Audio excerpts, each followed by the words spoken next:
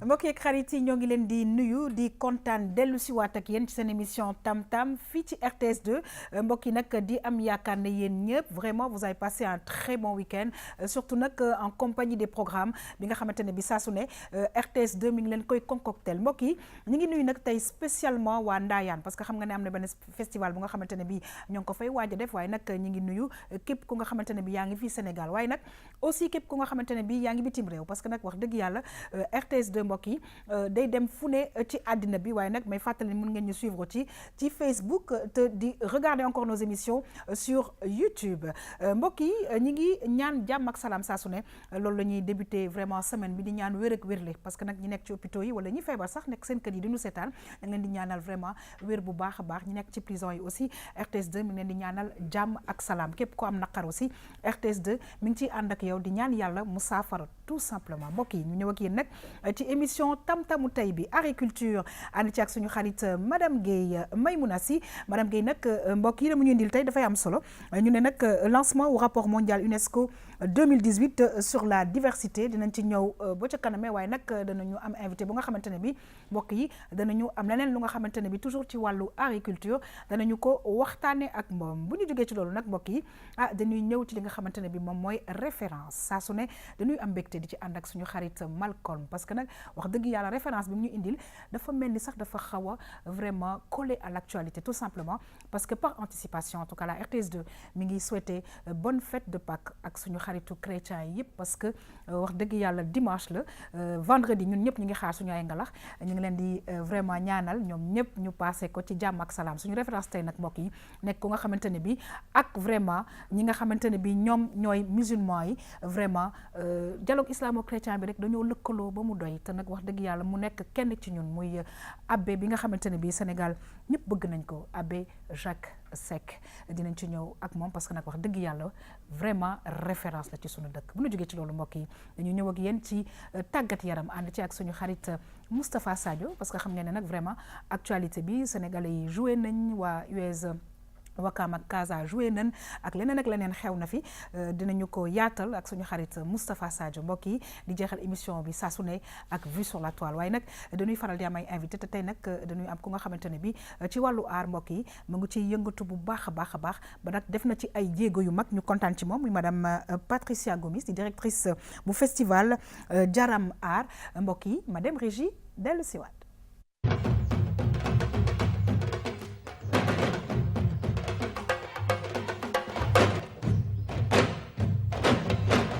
kontaan nag saa su ne di feggoo ak madame Guèye Maymouna Sy parce que nag wax dëgg yàlla nee nañ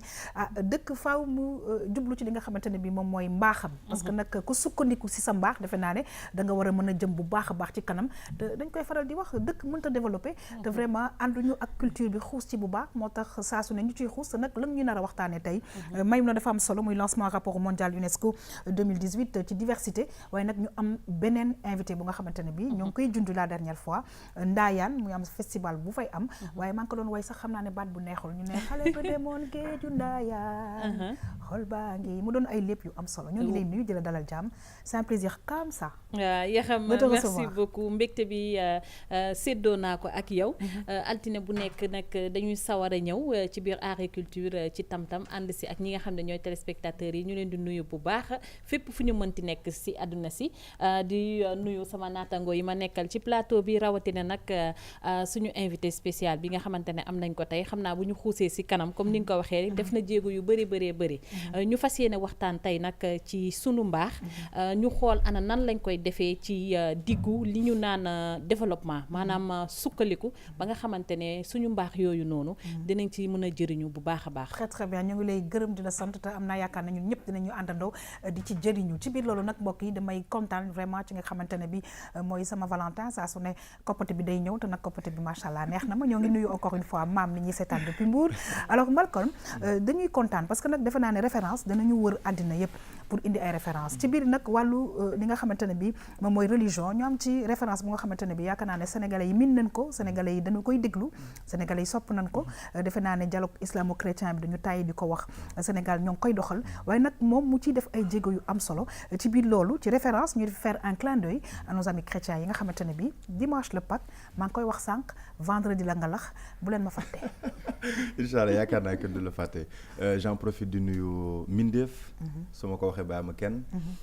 di nuyu ñi nga xamante ne si safoo nañ rek bëgg tam-tam. di nuyu ñi nga xamante ne si fu mu toll nii seen weer la. mu nekk suñu mbokk suñu frère yi nga xam ne ñoo bokk benn deret muy chrétiens yi. di wax ni tey dañu waxtaanee ci Abbé Jacques Seck. donc waxtaan bi inch'Allah dina neex parce que ku nekk dina ci gis sa bopp. ñu ngi waxtaanee festival Jaramar. te j'en profite pour di jaaraama à Abbé Jacques Seck. très très bien ñu ngi koy jaarama bu baax a baax di wax ko ne ñun tamit ñu ngi koy porter ci suñu cœur comme ni ñu koy waxee ci nasaraan en tout cas dañuy kontaan mbokk yi di feggoo nag ak ki nga xamante ne mooy suñu xarit Moustapha Sadio. Moustapha ñoo ngi lay nuyu di la dalal jàmm saa su ne nag c'est vrai que ñun week-end bi bu ñu noppalu yow yaa ngi ci terrain bi parce que nag wax dëgg yàlla actualité sportive bi léeg-léeg mu xaw a tar loolu ci week-end bi waaye daal yaa ngi koy wéyal ci RTS2 ñu ngi lay dalal jàmm yow tamit plaisir bu toll nii di la recevoir. Tout plaisir toujours c'est partagé. di nuyu ñu ma bokkal plateau bi également suñu invité. di wax ni ki c'est vrai que week-end bi ça a été très chargé. entre match Sénégal bi ñu leen indil. également match Casa Sport Uzo nañu dellu tamit ak sunu naataango ñuy tàggat yaram. ñuy expliquer un petit peu ñoom ni ñu dundee match Sénégal Ouzbékistan bi ak beneen match bu ñuy jëmal mardi bu war a daw également sur nos antennes RTS contre Bosnie. très bien en tout cas ñu ngi lay gërëm di la sant waaye nag mbokk yi di sargal saa su ne ñi nga xamante ne bi ñooy suñu ay invité tey nag ñu ciy nuyu bu baax a baax suñu xarit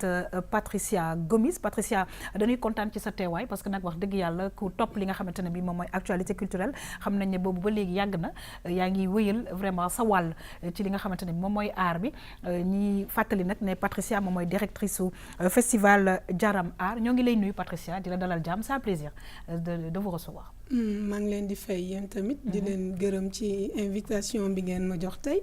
donc di ma may pour ma mën a wax ci festival Jaram Art donc merci beaucoup Yaram yàgg na yow tamit yaa ngi def jéego yu bëri ci journalisme. merci ci animation. voilà merci ak ñi ma bokkal table bi tey j'espère que ça va bien se passer. non mais très très bien ça se passe toujours bien parce que tout simplement vous êtes dans Tam Tam.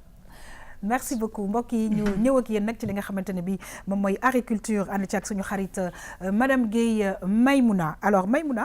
tey dafa ñëw ak ñun ci lancement rapport bu am solo rapport 2018 ci diversité ñu ne thème repenser les politiques culturelles événement bi nag mi ngi amoon fii ci Théodore Monod ci fële ca IFA ñu dem xool lan la ñu ci Maymouna indil dellu nag waxtaanee ko waaye nag ñëw ci li nga xamante ne mooy festival bu mag buy am fële ca Ndaayaan mbokk yi ñu dem dellu si waat.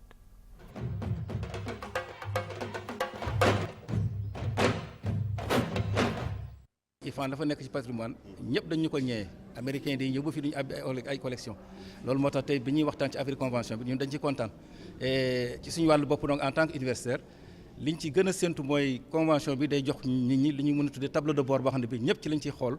pour mën a fexe ba dégg ñi nekk benn. bu dee ci affaire circulation des biens culturels wala artistes yi gis nañ ne ci biir àdduna bi loolu dafa xaw a naxasaay am na artistes yoo xam ne pour ñu génn seen dëkk am visa am sax problème la surtout ci consulat yi et cetera mais ci côté Sénégal am na politique boo xam ne ñu ngi koy mëne ak représentation diplomatique yi tax na ba artiste bu war a génn quand même état bi am na taxawaay bu mu ciy taxaw loolu nag ay progrès la mais war nañ ko mun a fësal. ensuite boo demee ci affaire droit de l'homme ak droits humains ni ñu koy waxee de façon globale foofu cité nañ Sénégal comme exemple ci affaire loi sur la parité. loi sur la parité boobu dafa tax ba Sénégal tey ci organe de décision yi jigéen ñi ñu ngi ciy def ay jéego yu am solo surtout nag ci côté ministère de la culture boo xoolee ministère de la culture am na direction yu bëri ak service yu bëri yoo xam ne ay jigéen ñoo ko jiite mun naa citer galerie nationale d'art mun naa citer comment dirais-je le FESNAC mun naa citer la maison de la culture Douta Seck mun naa citer la biennale de Dakar donc ay structures yu bëri. En tout cas, c'est un ministère boo xam ne war nañ ko mën a citer en exemple en termes de promotion donc de la femme. ci wàllu aada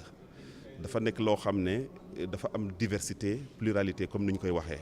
léegi nag convention boobu dafa jóg pour ñu respecter boobu diversité n'est-ce pas promouvoir ko moo ci wàllu comment dirais-je doxalin bi ci li ñu naan gouvernance foofu Sénégal dafa def ay jéego yu am solo. ñu ngi koy gisee ci définition ce que li ñu tuddee politique culturelle u Sénégal bi bu ñu koy élaborer lettre de politique boobu en fait ñëpp la ñu woo ñëpp mun a waxtaan ak ñoom ku nekk joxe effectivement li mu xalaat ci politique culturelle boobu ñu tënk ko donc muy lu ñuy naan gouvernance partenariale.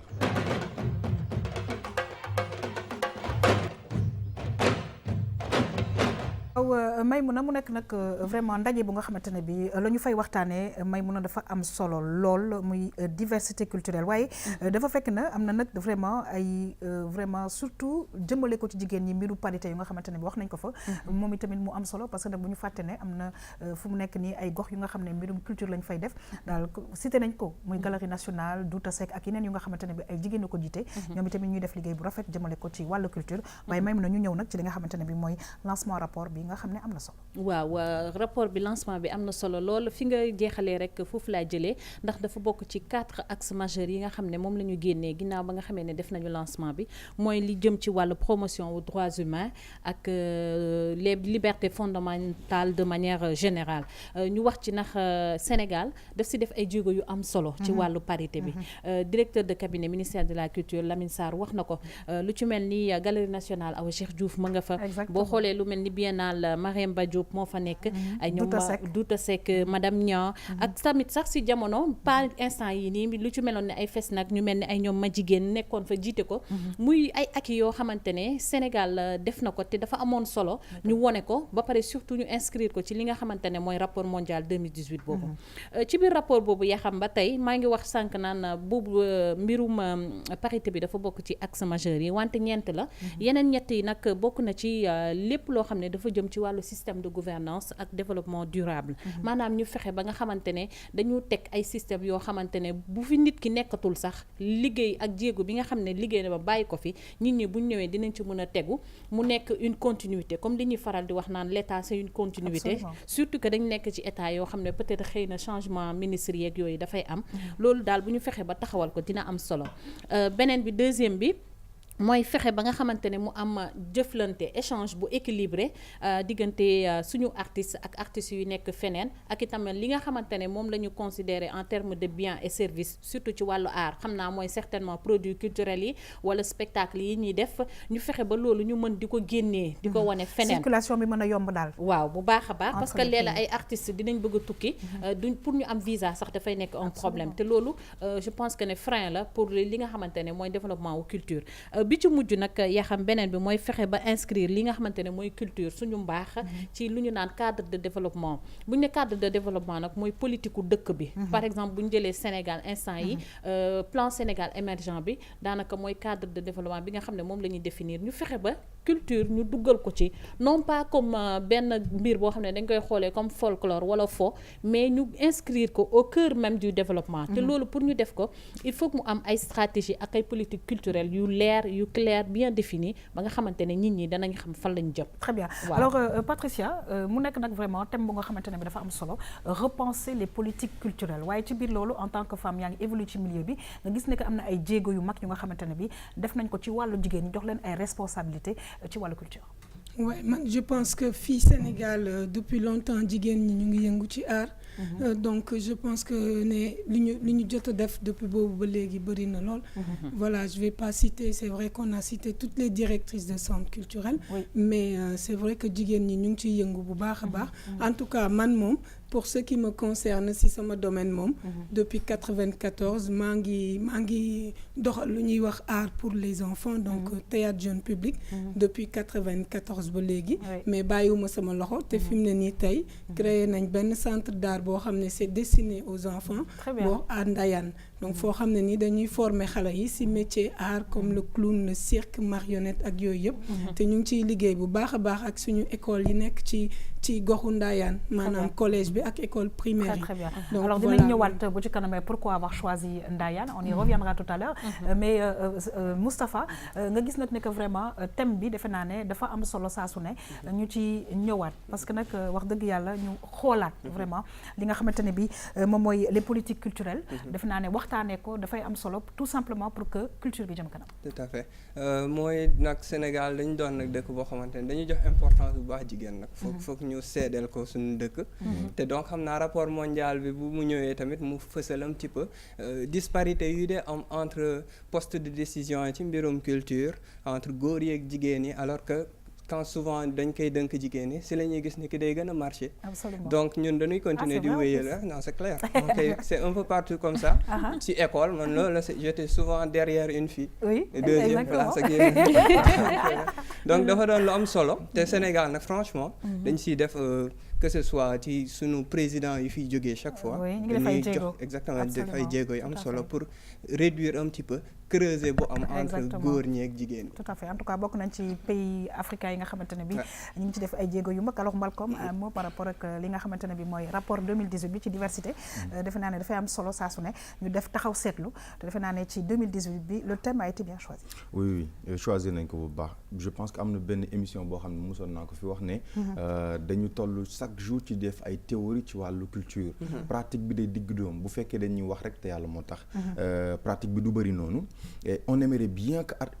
warul def sax un mois artistes yi jóge bitim réew bu ñu ñëwee ni ñuy nekk à l'aise ñoom seen dëkk ni ñu amee politique ñun mën naa ne suñu dëkk dafa riche ci côté boobu politique yi am na mais nan la ñuy def pour mën ko gën a fësal ba ki nga xamante ne si mooy artiste bi xam ne politique bi kat nekkul ay kasaw kese maanaam ay wax yu ñu jël taaj ko woo presse bi ñu taaj ko mu ngi nekk loo xam ne jëfal nañ ko yàgg na nag suñu dëkk maanaam dinañ defar tali mu jël la 90 ans dinañ la defal lii mu jël 56 ans alors jot na que buñ ne dinañ def lii mu doon loo xam ne dañ koy yaatal gis nañ ko ci télé bi mu doon mu nekk un système chinois travailler pour les générations futures. Absolument et c'est important alors may ñu jeexal ci li nga xamante ne bi moom la ñu indi woon tey muy lancement rapport 2018 UNESCO ñëw nag ci ki nga xamante ne bi mooy suñu invité parce que nag wax dëgg yàlla festival am tamit am na solo fi may jeexalee rek par rapport ak lancement wu rapport mondial bii nii mooy ne fàttali peut-être que ne amoon na benn convention bu 2005 sur la protection et la promotion de la diversité des expressions culturelles bu ñu ko waxee nag loolu mooy sunu mbaax fi may jeexalee yaa xam mooy fexe ba nga xamante ne comme ni ko Malcolm waxee li ñuy tëral ak li ñuy bind ñu fexe mu am créativité parce que bu ñu jëlee créativité rek def ko ci digg mbir yi day tax ba lépp loo xam ne defar nañ ko rek pour ñu diffuser ko pour jaay ko dafay yomb ma jeexal tamit wax ne IFAN def na ci liggéey bu am solo bu ñu waxee politique culturelle naam xëy na nit ñi dañ naan politique yaakaar ne politique benee la ñuy wax déedéet du boobu politique culturelle fii suñ ko waxee mooy waxtaan weccoo xalaat yi nga xamante ne waa IFAN ñu ngi ko doon def boo fàttalikoo premier mercredi ak troisième mercredi weer bu nekk daan nañu invité ay experts ci domaine bu mu mënti doon nag ci art ñu waxtaan si am lu ñu tëral ce qui est juste dommage mooy que sénégalais yi duñu faral di fréquenter IFAN xamuñu exactement lu fa xew waaye comme na ko benn intervenant waxee sànq yaakaar naa ne àddina bi am na nag lu ñu ñeewee foofu parce que léeg-léeg nit ñi sax di fi ñëw di fi taataane ay xam-xam jëmale ko ci wàllu art waaw jaaxal nga daanaka tënk nga ba pare xam naa li ñuy wax rek mooy ne nekk na bërëb bu am solo boo xam ne daal kenn ku si nekk daal war nga fa doxantu même bu dee benn yoon sax ndax nga mën a gis lu bëri ci suñu mbaax. Très très bien. waaw alors ñu xuus nag ci vraiment suñu invité bi parce que may muy Patricia Gomis ma baamtuwaat mbokk yi directrice su festival Jaram A moom nag sànq mu ngi koy wax comédienne la yàgg na yëngatu nag jëmale ko aussi ci nga xamante ne bi moom mooy tout tànk yi waaye nag mu ngay wéyal festival bu am solo def ko ci dëkk bu nga xamante ne bi junj nañ ko sànq muy Ndayane. waaw mu jógee ba Ndayane nag ñëw fekk si ñu fii ci 58 boulevard de la République comme ni nga koy waxee. fii ci Dakar ñu lay dalal ak jàmm ci tamit bés boo xamante ne daanaka ñu ngi ci célébration wu 4e art muy 27 mars bi talaata ñuy màggal journée internationale du théâtre je pense que ne tamit date la boo xam ne dafay coïncider ak festival bi war a commencer naam du 1er au 7 avril 2018 wante dañu am mbégte dalal ko nga wax ñu rek Patricia lu tax nga tànn dem dëkk Ndayane yaa xam loo ci xamul mooy ca dëkk Ndayane googu noonu ca àll ba fa la dem dëkk moom. Qu'est-ce qui s'est passé? Alors man donc man lu ma yóbbu Ndayane en fait dama erreur la parce que man maa ngi defe ne woon ne tubaab jalaaw laa dëkk waaw belle erreur bu ma neex la sax parce que en fait dama defe ne woon tubaab jalaaw laa dëkk parce que lu tax tubaab jalaaw parce que Gérard Chenet mi ngi foofu d'ailleurs moom la ñuy rendre hommage le 27 mars bii nii comme homme de culture puisqu'il a été conseiller du président Senghor directeur du conservatoire à l'époque te mi ngi dund ba léegi macha allah tubaab jalaaw donc moom moo attiré homme de culture yu bëri tubaab jalaaw comme Germaine Acogny moom moo ko fa yóbbu waaw comme tamit Lamine Sall le poète moom moo ko fa yóbbu ak ñeneen ok donc man moom moo tax ma xam tubaab jalaaw en 95 bi ñuy monté Grand Dakar Usine une pièce de Boubacar Boris Diop ak Omar Ndaw voilà donc ci lañ xamee tubaab jalaaw man ak sama collègue yi donc ci laa découvrir tubaab jalaaw ne man it dinaa fi ñëw dëkk si incha allah tamit développer sama art. D'accord. léegi nag bi ma demee ñu jënd terrain bi man ak sama jëkkër ba commencé def dem defi kayit yi. ci laa dem nag ñu ne ma yéen a ngi Ndayane. ma ne leen Ndayane ñu ne ma waaw. alors ma ne leen kon man àllu Ndayane la dëkk. merci pour la situation géographique parce que j'allais te demander Ndayane fan la nekk. Ndayane est entre Toubab Dialaw ak Popenguine. voilà donc bi ma xamee ni Ndayane laa dëkk j'étais vraiment heureuse parce que en tant que comédienne dëkk si biir àllu Ndayane ak li ñu léebu Birago Diop di may donc ma ne lii de moom du hasard donc man je suis vraiment heureuse et puis waa Ndayane yëpp dañ ma ubbil seeni buntu parce que judoowuma Ndayane mais bi ma ñëwee Ndayane ba léegi dafa mel ni man léebu laa daal voilà une gomis lébu non mais pourquoi pas donc voilà en tout cas mu situé ñu géographiquement nga xam ne moom mooy Ndayane moo am solo mais nag tamit je pense que initiative dafa nekk yu baax parce que art bi yemul ko Dakar donc je pense que yeneen gox yi nga xamante ne bi ñi ngi ci Sénégal ñoom tamit am na lu ñu mun a won public bi ak li nga xamante ne bi war nañ ko mën a jëriñoo aussi waaw yaa xam looloo tax mu créé festival boobu mu ngi ci 5e édition bi festival bi di am du 1er au 7 avril maa ngi ko doon wax sànq ndax mën nga ñëw expliquer un peu lu waral festival bi nangu woo ko def Dakar nga yóbbu ko ba digg Ndayane ak li ko wër defee ko fa. bon festival bi moom mën naa wax ni Dakar la juddoo en 2013. donc en 2013 dama constaté woon ni que nu mu tudd xale yi taalibe yi boolewuñu leen ci benn programme culturel. donc ma woo Kader Piccininico puisque sama xarit bu baax la ma ne ko man daal lu ma bëgg taxawal benn festival boo xam ne nii dañuy invité xale yi taalibe yi dem ci daara yi waxtaan ak sëriñ yi pour ñu bàyyi ñu xale yi ñu ñëw seetaan ay spectacle vu que ñun yàgg nañ ci art bi te en fait am nañ ay partenaires artistiques yoo xam ne suñ leen wooyee mën nañ jóge fu nekk Canada Suisse et c'est le Belgique cas pour festival bi noonu la juddoo woon en 2013 donc 2013 benn journée lañ daan def dañu choisiroon le 4 avril d'ailleurs pour que ñu permettre xale yi taalibe ñu fêter 4 avril aussi comme tous les enfants du Sénégal donc benn journée kese la woon ñu def ko 2013 def ko 2014 à Dakar et puis en 2014 nag ci lañ décidé dem installé wu à Ndayane léegi nag ñu xool ni Ndayane aussi ci matière de culture bien vrai que am na ay hommes de culture yu nekk foofu ñu mag a mag comme le poète nu mu tudd Sène Alioune Badara Sène qui est le poète de Ndayane mais n'empêche que li nga xam ne nii mooy art pour xale yi te mu ciy yëngu am dara nekk fa amul dara daal loolu moo tax ma ne année bii ñu dem wooy jeune Ndayane yëpp puisque festival bi c'est pas que Jarama qui organise jeune Ndayane yëpp dañ ci dugal seen loxo dañu woo ASC yi woo association yëpp regrouper leen ne leen année bii à partir de maintenant Jarama Art fii lañ koy defee ci Ndayane pour toute la population de Ndayane Popenguine et les environs. Très bien. N'empêche que festival bi jëlewuñ ko complètement Dakar puisque la journée du 4 avril est toujours dédiée aux enfants talibés mooy xale yi talibé yi fii ci Dakar. Alors et le 7 aussi dinañ ko def Institut français. alors bëgg naa xam vraiment comment est-ce que ça va se passer parce que wax nga talibé yi c'est une excellente chose parce que c'est vrai que le 4 avril suñu fête de l'indépendance la et on aimerait que tout le monde soit heureux et content comment est-ce que ça va se passer. alors comment ça va se passer le 1er avril la ñuy ubbi festival bi maanaam journée d'ouverture bi ñu ngi invité ay compagnies yu jóge Maroc. donc avec des marionnettes géantes dafa di loo xam ne nii duñ ko dee gis fii Sénégal donc invité nañ tamit ay acrobates yoo xam ne nii Guinée-Conakry la ñuy jóge am na tamit benn ay compagnie bu jóge Suisse et puis il y a aussi 3 ou 4 compagnies yoo xam ne nii dinañ jóge France comme Circobal comme le Clown Lino parce que man bon ci clown laay évoluer donc en matière de clown moom xam naa festival bi dina animé wu torop et puis il y aura voilà des acrobates ak Samba Obab donc ouverture bi dina am benn déambulation ak marionnettes yi ak simb yi ak tout ce qui est culture art urbain et donc si déjà maa ngi imaginer un peu tout ce qui va se passer voilà alors rappeler aux populations que mën nañu ñëw seetaan c'est gratuit pour tout le monde donc est-ce qu'il y a possibilité de quitter Dakar ñëw foofu? Est-ce que vous avez prévu des bus ou bon ñun pas vraiment? on n'a pas les moyens mais D'accord. Ndayane n'est pas loin, c'est à peine 60 km de Dakar. Oui. On va terminer maintenant. Voilà, donc juste pour terminer lancer une invitation rek ñëpp ñëw képp koo xam ne mën na déplacer wu d'autant plus que ne dafay tomber ci fan yoo xam ne nit ñi duñu liggéey. C'est l'occasion ñu dem découvrir Ndayane, Toubab Dialaw, Yène ak li ko wër ànd nag surtout ak xale yi. Absolument. Un dernier message, Patricia? Donc comme ni nga ko waxee maa ngi invité population bi yëpp donc dina am aussi benn matinée à Toubab Dialaw ak Kell donc muy village yi nga xam ne nii soriwul Ndayane. Et puis le 4 avril aussi am nañ benn journée action santé boo xam ne nii tam ñu ngi koy jagal xale yi taalibe yi Ndayane ak Popenguine ak xale yi Ndayane donc c'est action santé boo xam ne nii ñu ngi ko jëmale ci fejum bëñ yi quoi pour xale yi parce que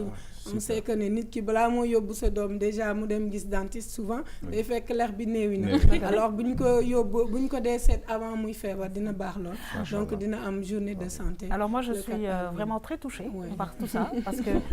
ça fait plaisir de penser à tous les enfants parce que comme on dit xale yëpp benn lañ te su doon suñu sago ñoom ñëpp dañuy heureux. Alors c'est vrai que les enfants talibés voilà par moments c'est difficile pour eux mais ne serait-ce que leur arracher un petit sourire pendant quelque temps je veux dire ça n'a pas de prix. En tout cas ñi ngi lay gërëm di la sant bu baax a baax espérant que peut-être on pourra avoir des images parce que voilà moi je vois un tout petit peu le tableau bi nga xam ne daan na xew Ndayane di fàttali nag ne que c'est gratuit et que vraiment ñu féliciter encore une fois les organisateurs notamment nag madame Patricia Gomis mi nga xamante ne bi mooy directrice su Jaram Art avec les jeunes de Ndayane et environ ñi nga xamante ne bi ñoom tamit ñu ci def seen loxo tout simplement pour le bonheur des enfants. Alors vive le bonheur des enfants que ñun ñëpp ñu contribuer ci je pense que c'est extrêmement important ñu ngi lay gërëm di la sant bu baax a baax may saa su ne damay kontaan parce que tu sais le lundi c'est pas évident mais quand elle arrive avec justement des sujets comme ça ça me fait plaisir et je pense que ça fait plaisir aussi ci ñi nga xamante ne bi ñoo ngi ñuy seetaan mooy téléspectateur émission Tam Tam fii ci RTS 2 mbokk yi nu xuus nag ñëw ak yéen ci li nga xamante ne moom mooy référence ànd ci ak suñu xarit Malcolm ñoo ngi koy wax sànq c'est vrai que ñu ngi collé à l'actualité parce que suñu xaritu chrétiens yi dañuy fêter Pâques inchallah li nga xamante ne moom mooy dimanche vendredi saint nekk àjjuma mbokk yi ñu dem xool nag référence bu nga xamante ne bi ñëpp xam nañ ko bëgg nañ ko waaye nag ñu xool quelques images dellu waxtaan ci muy abbé Jacques Seck mbokk yi ñu dem dellu si waat.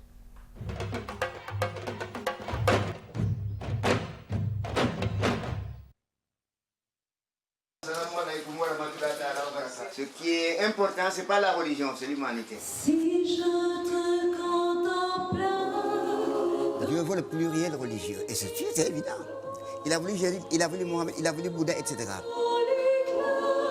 Je vais essayer d'être un homme pour tous, un homme avec tous, un homme marchant avec les autres.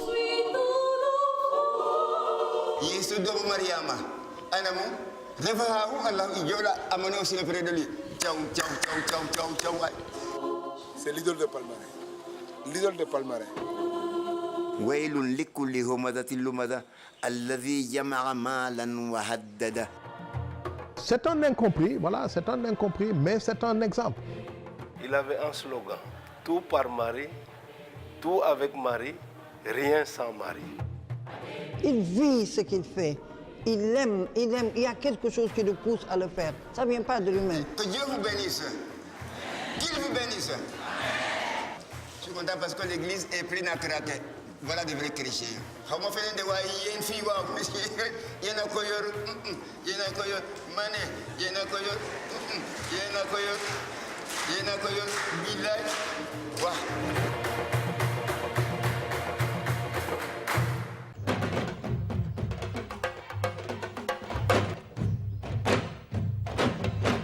Quand je suis contente, j'applaudis fort parce que nee na yéen a ko yor mais Malcolm je pense que moom moo ko yor parce que dafa wax benn wax bu am solo religion am na solo lool waaye humanité mooy wax bu rëy wax bu nga xamante ne bii na ma ko tibbee da ngay sentir moom foowam naka la mel et c'est magnifique de nous avoir amené Abbé Jacques Seck nous on l'adore. Merci beaucoup. Alors référence bi yéen a ko gisandoo pourquoi Abbé Jacques Seck parce que yàlla da koy wax day indi jamono bu nekk ay légende légende yi chaque jour da leen di tegal des milliers et des milliers ay barrières yoo xamante ni soit nit ñi duñu leen bëgg wala ils seront des personnes incomprises ci 40 jours avant ñu génn àdduna wala bu ñu génnee àdduna am ñoo xam ne yàlla da leen di may ci seen giiru dund ñu xam ne ñii nekkuñ ay nitu neen yombul ñu ne Sénégal benn bopp la te lépp loo wax dañoo bëgg nga am dalil dalil mooy li ko français xam raison par exemple des anecdotes alors dalil bi mooy ci symbiose ci chrétien ak musulman mais voici la preuve mooy Abbé Jacques Abbé Jacques commencé na sànq benn saar mais saar boo xoolee ni mu ko débuté en tant que chrétien boo xoolee ci l'islam ci alxuraan boo ko terminé mooy inna salet je pense inna ale fi amadin mumaddadatin je pense c'est ça loolu moo nekk jeexil bi muy nekk boo ñëwee tey ba ci feetu Pâques dañuy wax ni Jésus dafa dundaat mooy day s'est ressuscité je pense c'est ça dafa am lu am solo ci Abbé Jacques Seck mën nañ ne est-ce que du moo njëkk a def lii au Sénégal bu fekkee def nañ analyse yu baax alors tey Sénégal boo seetee yeneen dëkk yi ay centre Afrique wala yeneen xam nañ ne àdduna bi yëpp benn la mais boo ñëwee dañ naan li ngeen am ñun amuñu ko lu tax amuñu ko c'est parce que dafa am ay références yoo xamante ni fi ñu teg seen tànk jugewuñu fi sànq mu ngi doon wax ni dafa bëgg a nekk nit koo xamante dafa bëgg a dox ak ñëpp nekk ak ñëpp saafonte ak ñëpp mais loolu mooy importance su àdduna et nit ñu mel nii journal ak plateau ak journal écrit presse ak bu mu mënti doon dañ ko war di fësal buñ ko fësalee problème politique duñ ko am buñ ko fësalee ba ci sax problème sportif duñ ko am ndax lépp looy def dañ naan nañ ci def ak fair play et fair play bi ñuy wax je pense que Abbé Jacques Seck da ko mérité mooy façon nit ñoo xam ne dañ leen a warul ay monument di leen tuddee ay bés yoo xamante ne si ci at bi ay nit koo xamante ne si te lépp ñëpp dañ ciy kontaan alors dama am rek ay vraiment éclaircissement yu ma bëggoon def parce que suñu réalisateur bi moom chrétien la donc mu may am lu mu may leeralal parce que xam nga ñun dañuy ñëw rek ne ñu ngi leen di souhaiter vraiment mais quand même par anticipation bonne fête de Pâques nee na ma kat instant bi nii ñoom ci ñoom dafa nekk daal vendredi saint ci la Jésus di dem léegi nag foofu du am contentement léegi contentement bi ma ngay am dimanche après meesu minuit bi ci boobu nag la ñu mën a nag ñëpp kontaan parce que dellu si waat nag donc c'était juste samedi après messe minuit waaw ça fait que dimanche ñëpp kontaan ci boobu nag waaw lay dellu si waat je pense que dafa baax aussi ay information la ñi koy gërëm pour que vraiment ñëpp bokk ko parce que c'est vrai que bon ñun duñu ay chrétien waaye nag am nañu ay chrétien suñu biir di ciy profiter nag di ci sargal képp ku nekk chrétien nekk RTS ma bàyyi la nga continuer li nga wax yow tamit dafa am dalil bi mooy nu mu tuddee sax ku nekk na nga jàpp sa diine te yi tamit nga sàmm diine keneen gis nga Jésus dafa am jàngat boo xam ne def na ko en tant que le premier bu ñëw affaire bu extraordinaire mooy jour bi muy dem dañ ne dañuy triste mais am na jour bu muy ñëwaat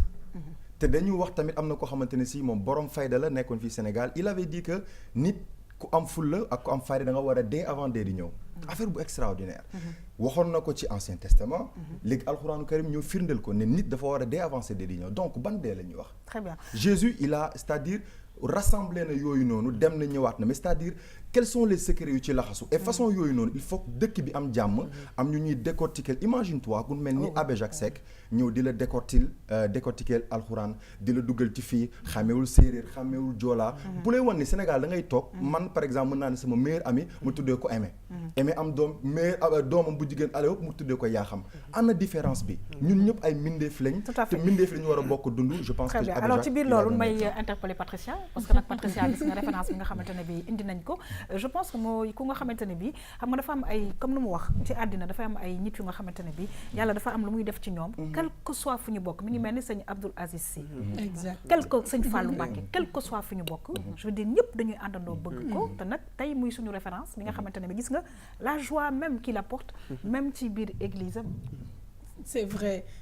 puis am nañ chance fii au Sénégal que ne ñun diine boolewuñu parce que ñun ñëpp avant tout famille boo dugg di nga fa fekk chrétien fekk fa musulman te fii rek Sénégal ngay gis ñu am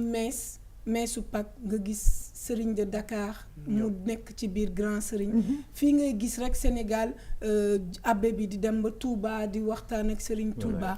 fii rek nga koy gis donc Sénégal yàlla na fi jàmm yàgg parce que je pense que jàmm si lépp la xaj absolument et puis chrétien ak musulman du Sénégal ñu booloo toujours di montrer exemple au monde entier c'est important que ne avant tout c'est l'être humain daf ko jiital c'est-à-dire que si sama njëlbeenu wax moom abbé daf ko jiital dafa ne exactement balaa ñuy wax religion ak yëpp humanité te gis nga mot boobu mu utiliser may dafa am importance dinaa ñëw ci yow nga sànni ci kàddu parce que yaakaar naa ne référence bi faaw ku ne am dara loo ci wax parce que ça fait chaud ka waaw yaa xam li nga wax dëgg la Abbé Jacques Seck référence la te je pense que ne mat na ko dañu remercier rek journaliste bi nga xam ne moom moo def film bi ci moom mooy suñu collègue journaliste culturel Gilles Arsène Thiedji parce que permettre na jeunes yi nga xamante ne ñii ñëwi ëllëg bu ñu fekkee dañoo dégg turam te xamuñu ko il suffira juste ñu dem taper turam ci YouTube wala beneen plateforme bu ko defee film bi mën a génn ñu gis ko donc je disais que ne c'est un grand homme bu ñu ne nag un grand homme avec H bu mag a mag dafay rejoindre côté humanité boobu noonu nga doon wax et je pense que ne kenn ku nekk loolu la ñu xaar ci yow doomu aadama bu ne loolu la ñu xaar ci yow boo jàkkaarloo week sa morom bët bi nga koy xoolee nekk bët boo xamante ne bëtu yërmande lay doon boo ko xoolee yow sa bopp nga war a gis ci moom et je pense que ne jegewuma ko côtoyewuma ko tooguma ak moom mais am naa yaakaar ne moom ci doxalinam loolu bokk na si lu muy jiital moom Abbé Jacques Seck gis nga may gis nga kanam dafa garaaw ci nit parce que gis nga nit bu la xoolee nga xool ko rek am na lu muy wone te yaakaar naa ne xam nga nit Moustapha bëgg ci ñi ngay waxal ci ñi nga àndal ba mu jaral la sax ngay def ay pas de danse pour delloo leen mbégte boobu dafa c'est extraordinaire c'est extraordinaire franchement di dellu di remercier Malcolm man personnellement j'avais pas eu connaissance de Abbé Jacques Seck c'est vrai simple élément bu ma seetaan ni ça m'a fait énormément plaisir j'ai dit imaginez ay dëkk yu mel ni Centrafrique bu amoon des Abbé Jacques Seck foofu noonu guerre interethnique yi guerre interreligieuse yi du mës a am parce que dañuy fësal nit yoo xamante ne du ñu def différence entre religion yi kii man récemment man ñu affaire yooyu dafay laal sama sensibilité man récemment ci Facebook bi laa daan doxantu gis benn xale tubaab anglais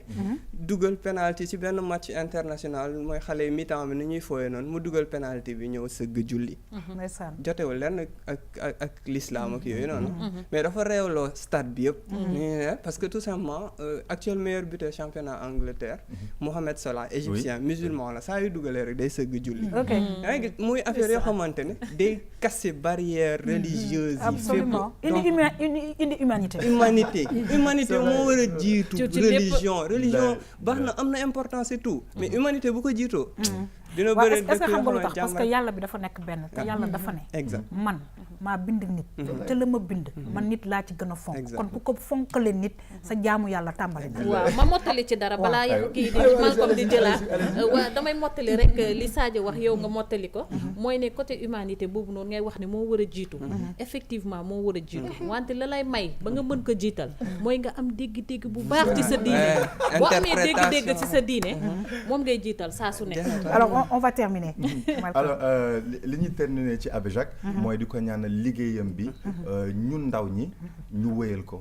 parce que tey sànq yéen a ngi koy wax naan chrétien musulman ba ngeen naan humanisme am gis nga yéen a ngi yëkkati wax ba di ko yóbbu fu am importance mooy xam nga par exemple ki la nax mooy ki la jox bët par exemple des fois je le dis à mes amis yàlla premier nax bi mu def doomu aadama mooy da la jox bët nga foog ne moom ngay gisee xaajoo bay gisee bët xaajoo bay déggee nopp xaajoo bay lekkee gémmiñ c'est-à-dire il y a autre chose qui se cache parce que tey buñ ne lakkum diinakum wala diine mais yàlla moo la gën a xam ne ñaari diine wala yeneen am na léegi dafa bëgg nga xool humanisme bi ci nekk mooy dañ ne la gëmal néeg bi nga bàyyi néegu jàmm lakum diinakum wala diine xam ne ni néeg bi am nay secret néeg bi am nay secret mais foog nga respecter sa bopp nga mën a dem fële et puis tamit tey imam yi chaque vendredi bu ñuy taxaw bu ñu yoree seen discours mosoo dégg ñu ne yaa ayyuhal chrétien wala yaa ayyuhal islam non yaa ayyuhal mu'minun ak yaa ayyuhan naas la ñuy wax mooy humanisme mooy nit donc man j'aimerais bien que ñu continuer ko tuddee ko ay bés tuddee ko ay absolument très bien en tout cas ñi ngi kontaan torop ci li nga xamante ne bi mooy sa référence tey Malcolm muy Abbé Jacques Seck mbokk yi ñi ngi àndandoo ñun ñëpp di ko ñaanal gudd fan wér ba nag te la mu ne yàlla gën ko ci jàppale bu baax a baax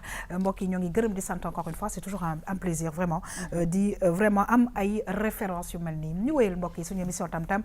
fii ci RTS 2 ñëw ak yéen nag ci tàggat yaram ànd ci ak suñu xarit Moustapha Sadio ñu ñëw nag ci vraiment match bi nga xamante ne bi Sénégal Ouzbékistan am naa problème pour prononcer ko ñu dem dellu si waat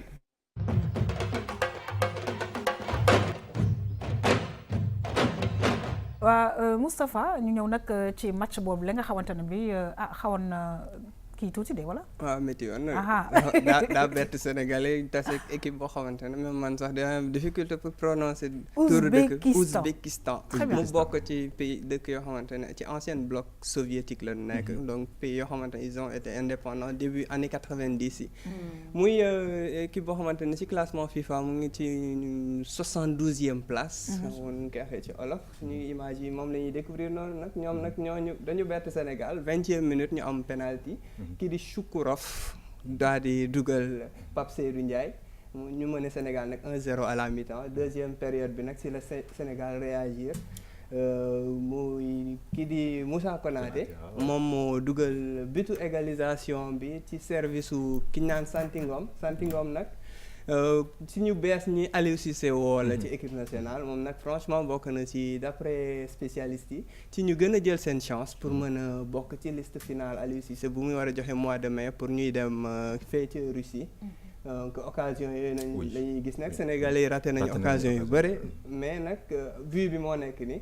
kii di Santingom non biiru but bi sax mais ba léegi ay image yoo xamante ne Santingom da ciy nekk moom il a pris sa chance il a pris sa chance il a été très percutant mujj defee passe décisive sax décisif ci butu Sénégal bi image yooyu la ñuy découvrir nii yaakaar naa soreetuñu but baa ngi noonu nag sànq moom moo appuyé wu noonu ci Moussa Konaté daal di égaliser à la 63e minute mais nag foofu la match bi am un but partout muy nag déception par rapport ak Sénégal classement bu mu am ci niveau FIFA ak équipe bu ndaw entre guillemets bii di Ouzbékistan daal di tenir Sénégal en échec un but partout fee ci Casablanca. mais nag équipe du ndaw de tu sais football des fois dafay am y a des surprises ci lu wóor alors ñu wéyal nag tàggat yaram bi fan la ñu jëm ak yow. waaw finalement ñun dañu fexe jéem a xool analyser un petit peu loolu noonu fuñ ci toll ak ay suñuy collègues taskati xibaar yi ñu fekkoon démb ci stade Léopold Senghor ñoom ñu am ci jàngat ci yan joueur ñoo jël seen chance mën a bokk ci liste finale ak ñi nga xamante ne franchement soo mate hypothéqué nañu seeni possibilité ndax Aliou Cissé dafa tourner loo effectif bu baax. d'accord kon ñu dem seeti waaw ñu dem seeti mbokk yi dellu si waat. wax ne prestation mitigée la ni ñu koy waxee ci kàllaama tubaab parce que déjà équipe type bi gisuñu ko Aliou Cissé dafa ñëw indi équipe bu bees en même temps système bu bees. mënoon a bañ a jël changer teg équipe B bi carrément peut-être loolu lañ ci xaw a métti résultat bi ça mun nañ ne ça importe pas parce que match amical mais da ciy baax tamit ngay gagner say match amicaux pour nga xam ne da ngay préparer coupe du monde bu baax. expérimentation lañ nekk waaye mun nañ jàppee daal Aliou Cissé mënoon na dëgëral équipe bi nga xamante ni am ay conviction de jeu. Aliou Cissé am na listam déjà je pense que liste mondiale 23 la mais daanaka 18 jours ñooy ossature équipe li ci des. ay nit ñoo xamante ne la peut être duñ la poser problème yu bëri wala ay joueurs yu polyvalent. am na ay joueurs yi nga xam ne teg nañ leen xalaatoon nañ ñi gën a prouver mais prouver wuñu parce que Pape Ndiaye Souaré ku nekk xamoon na xaaroon na retour am mun na ne prestation mitigée la def parce que ni ñu xamee woon Pape Ndiaye Souaré xëy na accident bi wàññi na ko ci yéen même si am na benn xarañte bi nga ne wan na ko ci match bi keneen ku mel ni Baye Man Niass gis nañ ko ni daw na lu bëri ci match bi mais pesé wul noonu ci attaque bi Moussa Konaté gis nañ ci mu même si dugal na mais am na ay gestes yu bëri yi nga xam ne manqué na ko ci biir match bi. Djilobodji peut-être moom xaw na def prestation bu xaw tane ñoom Fallou Diagne Cheikh Ndoye on a vu que joué na comme un bon capitaine jaaga ni jàpp na équipe bi des na lu bëri te li ñu ngi ci à moins de 100 jours coupe du monde bi je ne pense pas que dina ko mën a defar. Santingom marqué na ay points yu baax parce que déjà justesse technique am ak disposition li mu am boo ko boolee ak quelqu'un comme Sadio Mané mën nañ ko wàññil liggéey boo xamante ni day ñëw récupérer balle créer jeu passe. Je pense que loolu mën nañu ko jàppee daal. bii mooy dernier match am bi nga xam ne war na mën a tester ay joueurs yi nga xam ne peut-être am na ci doute dina si def ay titulaire mais c'est sûr que dina am ay joueurs yi nga xam ne dinañ leen compal pour mu xool tester waat joueurs yooyu ndax dinañ mën a parce que Ouzbékistan tolloowul niveau ak Bosnie-Herzégovine. Aliou Cissé coach boo xamante ne résultat la gëm c'est-à-dire quelle que soit la manière mu am résultat yu baax. gis nañ adversaire sénégalais que ça soit Pologne Colombie du équipe yoo xamante ne dañuy football mais dañu am physique. C'est sûr que dañ jouer équipe bi nga xam ne ils ont dû répondre cette équipe a dû répondre donc c'est sûr que du doon match bi yomb déjà Bosnie demoon na coupe du monde bi passé te peut-être mun nañ ne même registre la ko Pologne donc faudra match bi dina Aliou Cissé dina ko jouer tout en pensant à à la Pologne donc c'est sûr que dina teg benn système bi nga xam ne xëy na boobu noonu la bëgg a jouer Pologne surtout que Pologne match bi passé ils ont joué un système à 3 Nigéria gagné ko donc xam naa ci match bi dina si tiré ay enseignement yu bëree bëri.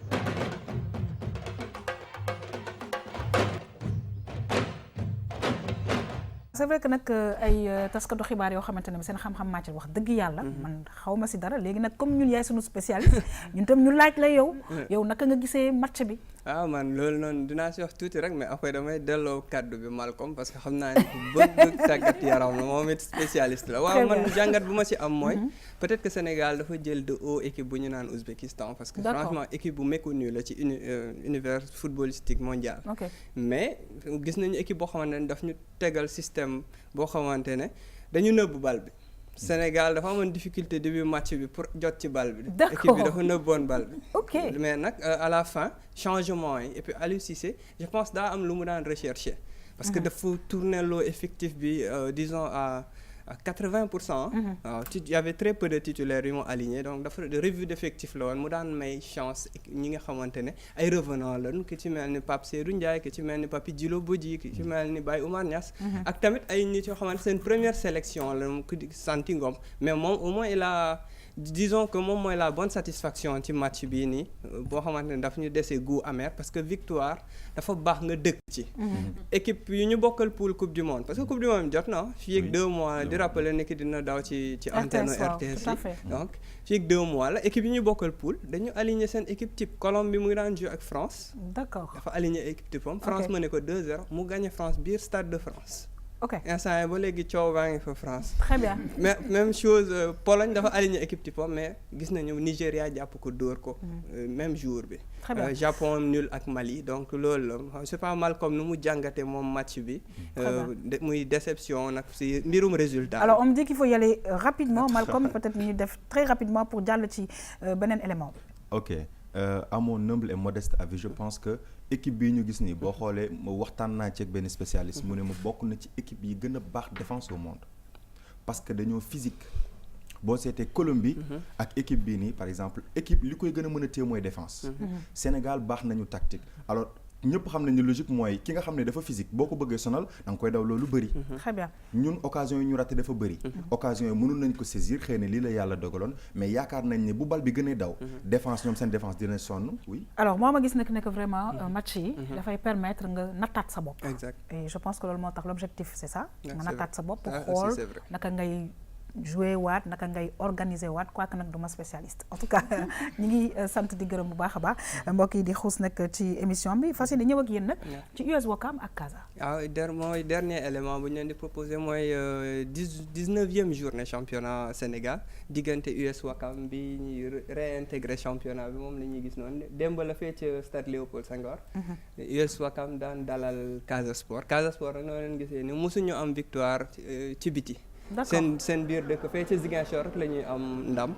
démb nag ñu bett Wakam jàpp leen daan leen ñeenti bal ci dara fee ci premier bi moom la ñuy gis noonu kii de Madi Fati moom Gambien la doomu Gambie la Casa Sport la rejoindre ren moo dugal ñaari but nag joxe benn ñu gis supporter Casa yi nag Ali Casa ñoom disons que démb xawoon nañu wéet ci stade bu mag boobu noonu. d'accord. mais bon ñu gis waa Wakam jéem deuxième but bi nag moo nekk noonu. kii di Abdou Karim Sané ci service su Madi Fati doomu Gambie bi moo dugal ñaareelu but bi Casa Sport nag victoire bi permettre na ko mu replacer un petit peu ci classement bi. Wakam jéem na def lépp pour dellu ci score bi mais à chaque fois dañuy enrayer seeni possibilités seeni occasion. ñu gis ñetteelu butu Casa Sport di butu encore une fois Madi Fati mooy ñaareelu butoom ñeenteelu but bi kii moo ko dugal kii di nu mu tudd ci non Madi Fati bi mooy ñaareelu butoom bi ci service su Pierre Benoît Manga donc muy ñeenti bal ci dara. fee ci stade Wakam nag mi ngi ci 11 journée Wakam ba léegi amagul ndam. amagul même benn ndam. waaw 8 défaite la am ak ñetti match nul mooy ndaare ci championnat. très bien ni ma ko waxee rek du ma spécialiste ci football waaye dama yaakaar ne match boo ci nekkee da ngay góorgóorlu di dem ba arbitre ne prip jeex na nga soog a taxaw. waaye bu ñu la mënee 3 heures tamit découragement da lay dab. mais nga continuer rek xëy na loolu entraînement lay doon après en tout cas ñi ngi lay remercier bu baax a baax saa su ne di kontaan ci vraiment tàggat yaram yi nga xamante ne bi actualité bi yaa ngi ñu koy indil fii ci RTS 2 mbokk yi nag ñu jeexal ak vue sur la toile.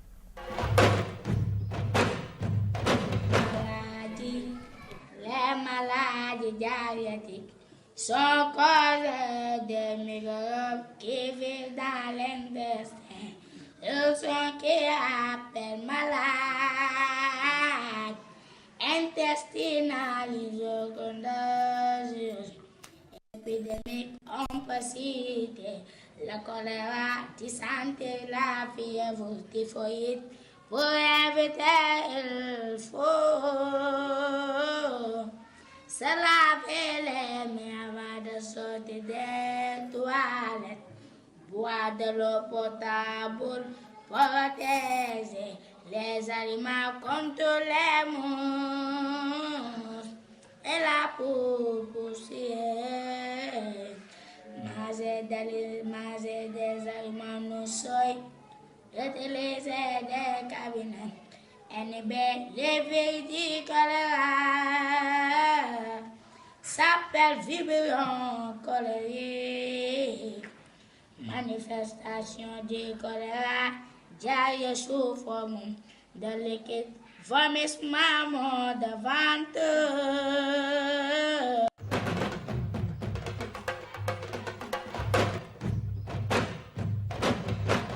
Patricia li ma doon vue sur la toile yow lan nga ci gis. li ma ci gis mooy ni que rek ni nga ko waxee sànq xale yi dañu bëgg woy lool da leen permettre ñuy gaaw a mémoriser. donc je pense que war nañ dugal comédie bi ci jàng bi. absolument dina gën a gaaw dugg. en tout cas ñi ngi lay gërëm di la sant bu baax a baax mbokk yi may fàttali nag suñu invité tey nekkoon Patricia Gomis directrice bu festival Jaram Art bi nga xamante ne mi ngi war a xewee fële ca Ndayane nga fàttali peut-être date yi et puis voilà un dernier message. Date, donc c'est du 1er au 7, donc du 1er au 5 à Ndayane, le 4 à Dakar sur le trampoline sur la Corniche Ouest et le 7 avril, Institut français là. Donc l'OLIOP c'est gratuit pour les enfants. Dinañ fàttali ni que c'est la fête de l'art dans la rue. Très voilà, bien. On va fêter, s'amuser et puis fàtte tamit tuuti xew-xew yi am ci dëkk bi. Donc yi nga xam ne mi ngi ñuy préoccupé mooy enlèvement yi ñu am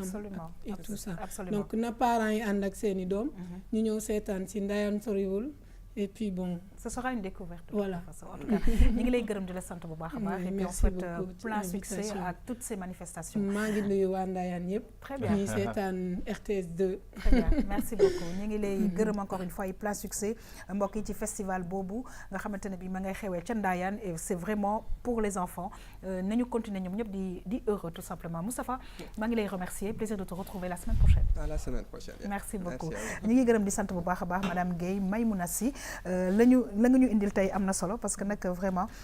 daal xool naka la ñuy defee waat sukkandiku taxaw seetlu gën a mën a dem ca kanam ci wàllu sunu mbaax dafay am solo. waaw day am solo bu baax a baax woo nit ñi rek ñu gën a jàpp ci sunu mbaax sant la gërëm la sant téléspectateurs yi di leen jox rendez-vous rek samedi ci biir label 221. très bien ñu ngi gërëm di sant bu baax a baax suñu xarit Malcolm di encore une fois nuyu Abbé Jacques Seck su nekkee mi ngi ñuy seetaan ñu ngi lay gërëm ci référence bi nga xamante ne bii indil nga ñu ko tey Malcolm. merci beaucoup di leen jox dig daje pour référence beneen lundi di remercier aussi tamit sama mu xadam Baye Demba Sy di leen remercier ñëpp di leen wax ni incha allah référence dina am yu gën a neex parce que génn nañ Dakar am fu ñu dem surprise yi ci kanam la. très bien alors c'est vrai que nag Sénégal ñun ñëpp ko bokk Moustapha ngi nii toog waaye tamit Patricia ma nga ca wet ga kii di musulman kii di chrétienne may musulman kii di musulman waaye na ngay bokk plateau bi na ngay bokk waxtaan na ngay bokk àndandoo kon nag yàlla na ànd yàgg yàlla na jàmm yàgg mbokk yi maa ngi remercier toutes les équipes techniques yi nga xamante ne bi saa su ne ñooy ànd ak ñun di liggéey waaye di remercier Sali Anne bi nekkoon Jeanne Coiffure te nekk léegi La Brosse ma nga nekk fële ca Nord Foire wetu Brioche Dorée bi di ngeen gis numéro téléphone am ak adresse am di affiché wu maa ngi leen di gërëm di leen sant di leen souhaiter nag bonne suite des programmes sur la RTS 2 au revoir.